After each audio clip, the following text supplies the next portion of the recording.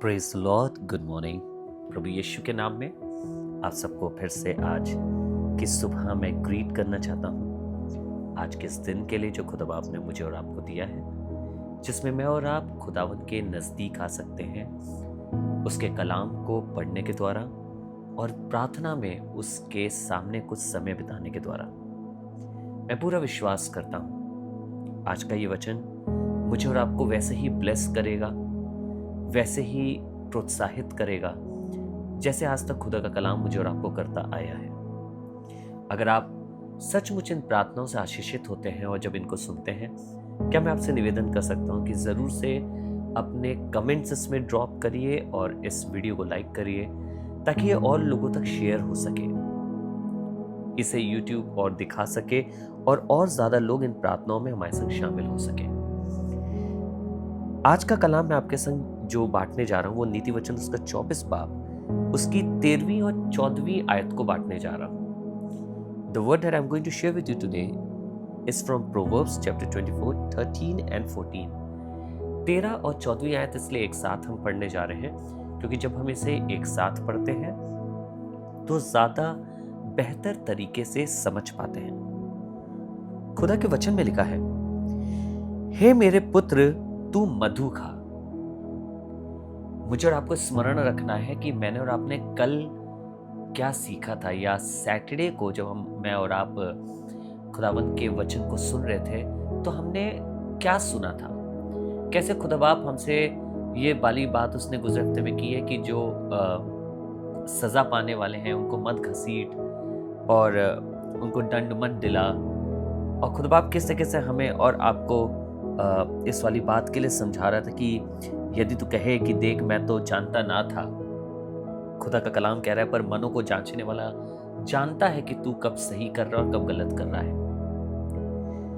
उस कॉन्टेक्स्ट को या उस बात को ध्यान में रखते हुए जब मैं और आप आगे बढ़ते हैं तो 13वीं आयत में कह रहा है खुदा का कलाम, हे मेरे पुत्र तू मधु खा क्योंकि वो अच्छा है। आगे लिखा है और मधु का छत्ता भी क्योंकि वो भी तेरे मुंह में मीठा लगेगा। एक कड़वाहट की जिंदगी से हटकर खुदावन चाहता है मैं और आप एक ऐसी जिंदगी जिए, ऐसी चीजों से लबरेज हो, भरे जाएं, जो कड़वाहट नहीं लेकिन मिठास का कारण हो।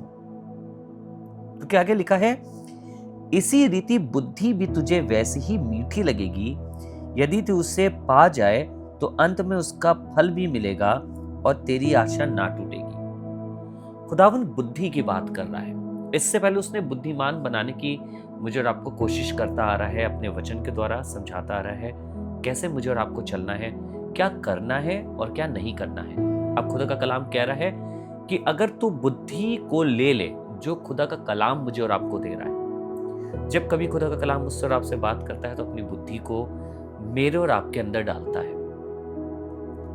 अगर मैं और आप उस बुद्धि को रिसीव कर रहे हैं, ग्रहण कर रहे हैं, तो लिखा है कि जैसे मधु मीठा होता है और जैसे उसका छत्ता भी खाने पर मीठा लगता है, वैसे जब मैं और आप बुद्धि को प्राप्त करते हैं तो मैं और आप उसकी मिठास को जान पाते हैं और तेरी आशा ना टूटेगी।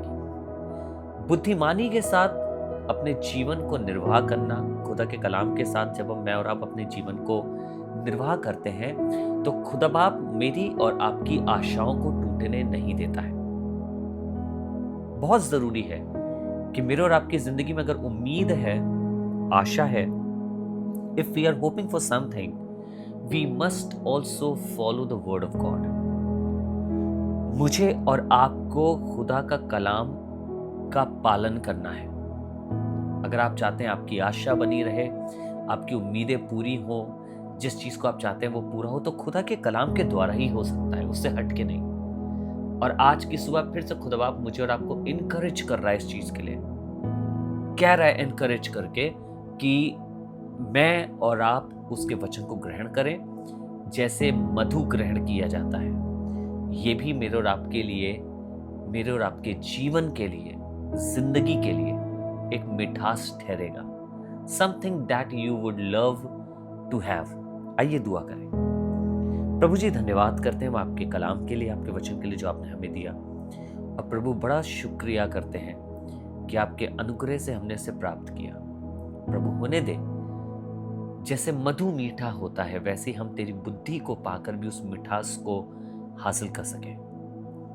प्रभु दुनिया में कहीं और नहीं, लेकिन जब कभी बुद्धि की जरूरत हो, जब कभी हमें कोई फैसला लेना हो, जब कभी कोई बात समझनी हो, तो आपके कलाम की ओर देख सके। और आपका कलाम हमें बुद्धिमान बनाता है। आपके वचन के लिए प्रभु आपका बड़ा धन्यवाद। प्रभु यीशु के नाम से पिता मांगते हैं, आमीन। खुदा बाप आप सबको बरकत दे। Thank you so much for joining. खुदा आपके साथ रहे। God bless you all.